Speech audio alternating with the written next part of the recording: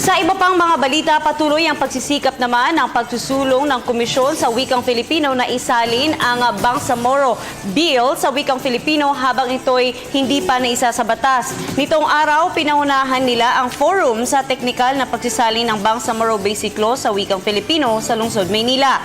Tinipon nila ang iba't ibang mga media at mga eksperto ng Wikang Filipino upang mag-react sa nasabing pagsusulong.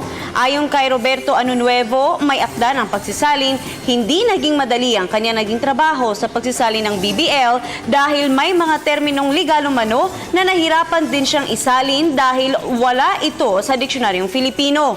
Sinisiguro rin ng KWF na naayon ang kanilang ginagawang pagsusulong tugon sa naging hiling ng mga kababayan natin sa Mindanao. Kanya ring binigyang linaw na ito'y naging inisyatiba ng mambabatas na si Amin Party List Jalia Hataman.